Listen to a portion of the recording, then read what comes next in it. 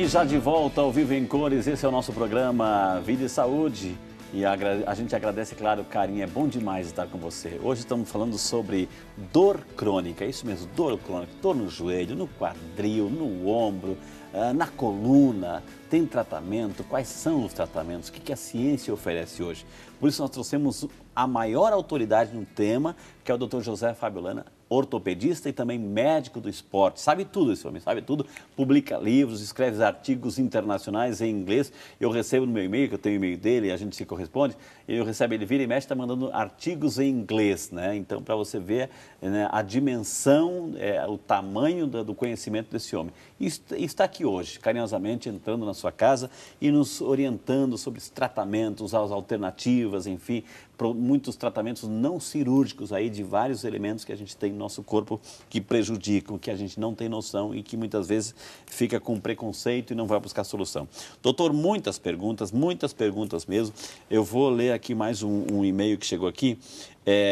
Sou portadora de anemia falciforme e desenvolver osteonecrose do quadril. O doutor tem dicas de como melhorar as dores? É a Larissa Bittencourt que mandou esse e-mail, doutor. A anemia falciforme pode dar essa situação. O que é, doutor? É uma doença em que tem uma mudança no formato, né, das células sanguíneas e muitas vezes o paciente tem alguns vasos, eles ficam entupidos e tem essa necrose da cabeça do fêmur, é como se fosse um infarto na cabeça do fêmur. É um desafio, né, normalmente pacientes jovens e que a abordagem cirúrgica às vezes ela é prejudicial. Existem técnicas que a gente estuda muito sobre isso. Na Unicamp, no Hemocentro, tem um grupo que pesquisa sobre a necrose, as áreas de necrose nos pacientes com anemia falciforme e existem algumas técnicas que podem ajudar. É um tratamento, a necrose do osso é um tratamento difícil, muitas vezes tem que abordar cirurgicamente e outras vezes um tratamento mais conservador. Importante ver o grau de necrose, qual o grau de acometimento que tem. Doutora Doris Percy, obrigado, Doris, que ela é de Campinas. Ela gostaria um pouco mais de informação sobre fibromialgia, doutor. Tem relação também com essas dores que a pessoa sente, doutor? Então, a fibromialgia é um diagnóstico importante nessa gama de doenças aí da dor crônica, né? É uma doença em que o paciente sente dor no corpo todo, normalmente tem muita relação com o sono. O paciente tem distúrbio de sono, com ansiedade, né? E existem tratamentos adequados para fibromialgia, controle, atividade física, principalmente atividade física aeróbica, é muito importante. Atividades que fazem o paciente suar mesmo, sentir o suor. Então, atividade aeróbica ao ar livre, né? O sol é importante na fibromialgia, normalmente. Vitamina D, ativa a vitamina D. Exatamente, o sol é importante. Existem abordagens muito específicas. Antes da gente falar em fibromialgia, é importante a gente afastar outras doenças que simulam a fibromialgia, que parecem a fibromialgia, como, por exemplo, né, algumas doenças musculares, né, algumas tendinopatias, algumas doenças relacionadas ao sistema nervoso central. Então, é importante correr atrás de algumas doenças reumáticas, deficiências nutricionais, como hipovitaminose D, por exemplo, que é a bola da vez hoje, todo mundo falando de vitamina D. E é muito importante fazer o diagnóstico diferencial para não achar que tem fibromialgia e que vai ser a vida inteira fibromialgia, porque às vezes a doença não é a fibromialgia. Mas esse diagnóstico diferencial é importante para você procurar o tratamento adequado da sua dor crônica. Doutor, vamos lá para a cidade de Itapera, no Rio Grande do Sul. É o Brasil inteiro interagindo conosco. A Terezinha Ludwig. Obrigado, Ana Terezinha. Deus abençoe a senhora. Ela tem 56 anos e pesa 58 quilos. Portanto, está no peso, viu? Só que ela tem osteoporose e sente muitas dores na nuca que vão até as pernas. Gostaria de saber como devo me cuidar para amenizar as dores e para minimizar as dores. É a Terezinha de Itapera, Rio Grande do Sul, doutor. Terezinha, é difícil assim a gente passar uma dica para você sem conhecer o seu caso adequadamente. A gente sabe que o uso de cálcio, né, de vitamina D, correção de cálcio, vitamina D e atividade física de forma moderada vai ajudar a controlar bastante a dor. Existem ferramentas específicas para tratar alguns processos no corpo, né, processos articulares. Então, existem hoje tratamentos específicos para tratar uma dor na coluna cervical, um pinçamento de raiz no pescoço e que vai acometer um nervo e que vai te dar essa dor que você está referindo. Atividade física, o sol, o fortalecimento muscular e os suplementos nutricionais à base de cálcio e vitamina D já é um passo. Existem casos que a deficiência de vitamina B12 ela pode ser suprida e a melhora do sono é uma coisa muito importante, né? A pessoa que dorme melhor, ela tem menos dor crônica. Acho que é muito importante você ter uma abordagem, um acompanhamento médico constante. Sempre estar indo ao médico de 2 em 2 meses, de 3 em 3 meses, para fazer um controle adequado do seu quadro. Aqui, doutor, uma pergunta também por e-mail. Olá, padre. Eu queria saber do doutor o seguinte. Minha avó possui osteoporose e artrose. Ela foi medicada e faz hidroginástica por recomendação médica. No entanto, ela possui ainda uma grande dificuldade de caminhar. Faz 6 anos que ela frequenta as aulas e mesmo assim ela não melhora. Ela possui dificuldade em fazer exercícios também. O que pode estar acontecendo? O fato dela não conseguir fazer os exercícios corretamente, pode ser esse o fator prejudicial? Muito obrigada pela atenção, um grande abraço. É a nossa amiga Daniela Souza aí, preocupada com a sua vovozinha, doutor. Ô Daniela, na verdade, as pessoas mais idosas, existem uma série de situações, a própria perda hormonal faz com que o paciente perca musculatura também. Então, a perda de massa muscular é uma situação difícil e tem que ser abordada de uma forma bem delicada, com cuidado, né? Se vai usar alguma reposição hormonal ou não, isso tem que ser discutido com o médico, com o endocrinologista, com o ginecologista, com o geriatra, com o ortopedista e abordar do ponto de vista nutricional o que pode ser feito como nutracêutico para que ela tenha mais energia, para que ela possa fazer um trabalho muscular adequado para andar melhor. Pela TV e uma indicação muito boa que eu aprovo para os pacientes mais idosos é um Pilates. O exercício do Pilates é um exercício que veio para ficar, ele contribui muito na recuperação do paciente. Existe o Pilates para o paciente mais idoso, né? Então, é uma sugestão, tanto o Pilates quanto a atividade na água pode melhorar a postura e a maneira de andar da avó. A Selma Cabral, de Campinas, obrigado, Selma, obrigado pela participação. Gostaria de saber se o rompimento do tendão no ombro direito é necessário fazer cirurgia, né? Nesse caso, a Selma, doutor. Então, Selma, isso depende muito da idade do paciente, né? Normalmente, pacientes até 70 anos que têm uma ruptura total dos tendões do ombro, que seja o supraespinhal ou algum outro tendão do ombro, mais comum é o supraespinhal. Normalmente o tratamento é cirúrgico, porque essa ruptura total ela leva a uma limitação importante e a cirurgia dá um resultado muito bom. O tempo de ruptura é importante. Se o paciente tem mais de 70 anos, ele suporta melhor essa deficiência desse tendão e há uma substituição desses tendões e o paciente com uma boa reabilitação e um tratamento adequado vai melhorar a função do braço sem a cirurgia.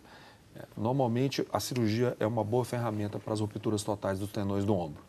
Doutora Edna Albertão, de Manuel Ribas, lá no Paraná. Obrigado, Ana Edna, Deus abençoe. Ela gostaria de saber qual a diferença entre artrite e esclerose.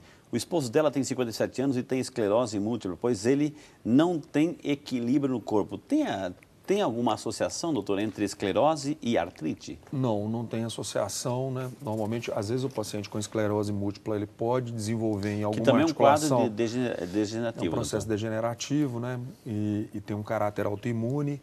Então, na verdade, não é a artrose, a osteoartrite que a gente está falando, não tem correlação. Ele pode até ter em algum membro, alguma articulação, um quadro degenerativo articular, associado à esclerose múltipla, mas são doenças que não têm correlação. E o José Álvares de Oliveira, filho de Palmares, lá em Pernambuco, obrigado, seu José. A mãe dele tem 71 anos e tem artrite reumatoide e usa o remédio Ártico. Gostaria de saber se realmente, qual o tratamento e se esse remédio está ajudando, doutor. É o José Álvares. Então, a artrite reumatoide é uma doença autoimune. O Ártico é uma combinação de glicosamina com condroitina. Ele é mais usado para osteoartrite. A artrite reumatoide é uma doença que não tem o mesmo tratamento da osteoartrite. Existem algumas drogas, alguns medicamentos que ajudam em uma e ajudam na outra também. mas o ártico normalmente é usado para o paciente que tem osteoartrite, que é a doença inflamatória degenerativa articular, mas que não é reumatoide. A Ivone Wolff, de Campinas, obrigado Ivone, ela tem 35 anos e fez cirurgia de coluna há 2 anos. O que devo fazer para aliviar a dor da bursite e tendinite? Pergunta ela assim, a Ivone, doutor, que há 2 anos fez a cirurgia da coluna. Então, Ivone, se a causa da sua dor agora é a bursite, a tendinite, que seja no quadril ou na região da bacia, né? Existem tratamentos para isso, tratamentos minimamente invasivos que a gente chama. Um deles é o tratamento por onda de choque, o outro são os tratamentos com as aplicações guiadas por ultrassom, são ferramentas boas. E sempre acompanhado do quadro de reabilitação, de fisioterapia, com laser, com ultrassom. Mas eu acho que é importante o local da tendinite, o local da sua bursite e ver até que ponto isso está contribuindo para essa manutenção da sua dor. E a Nair Serafim Botega, de Tietê, São Paulo, obrigado, Ana Nair. Tenho hérnia na lombar 5, né, do lado direito. Tenho formigamento e cãibra no pé. Isso é por causa da hérnia ou por causa de varizes que tenho? Pergunta a nossa amiga Nair, doutor. Então, a dor com formigamento no pé, ela é bem típica da dor da hérnia mesmo, do pinçamento da raiz, né? Normalmente, como eu mostrei aqui a coluna de novo, e esse vermelhinho aqui, né, seria... vou mostrar aqui, esse vermelhinho seria a hérnia, né? Então, essa hérnia que seria o vazamento do óleozinho de dentro do disco que cai e comprime esse nervo, né? Na verdade, isso que acontece, o nervinho, ele fica preso num buraco, né? Num buraquinho que é o forame, né? E à medida que ele é preso, ele dá uma sensação de dor e queimação que desce para a perna, que às vezes acomete até o pé. Então, normalmente isso não tem... As varizes, ela pode incomodar, dar aquela dor no membro inferior, mas essa queixa normalmente é secundária à hérnia, sim. Já que o senhor está com a coluna nas mãos, aí, doutora, a Tereza Álvares de Barros, de Guareí, São Paulo, obrigado, Ana Tereza. Tem desgaste no quadril e no joelho. Gostaria de saber se tem tratamento ou só cirurgia que resolve? Pergunta a nossa amiga Tereza, doutor. Tereza, depende do grau do desgaste. Se você tem a artrose, normalmente é classificada em 4 graus, tanto a do quadril quanto a do joelho. Grau 1, grau 2, 3 e 4.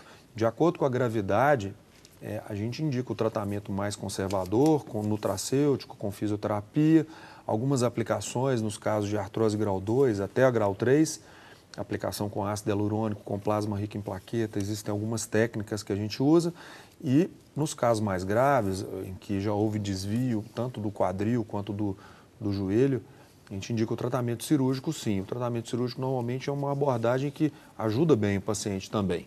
O senhor citou várias vezes, doutora, é até bom para quem está em casa nos acompanhando agora ou chegando agora, o senhor citou plasma rico em plaqueta, PRP ou ácido hialurônico. Vamos, assim, tentar fazer com que as pessoas em casa tenham uma imagem do que é isso? Então, o ácido hialurônico, ele é um produto que é encontrado no líquido lubrificante da articulação. O líquido sinovial, ele é rico em ácido hialurônico. Com a doença Ou seja, está no nosso corpo isso? A gente tem ácido hialurônico no corpo, na bainha dos tendões, né? Debaixo da pele, né? O ácido hialurônico é um componente que une uma célula a outra, que a gente chama de matriz extracelular. Mas para não aprofundar muito do ponto de vista técnico, especificamente nas articulações, o ácido hialurônico, ele ajuda a dar viscosidade no óleo que lubrifica a articulação, esse líquido que a gente tem nas articulações.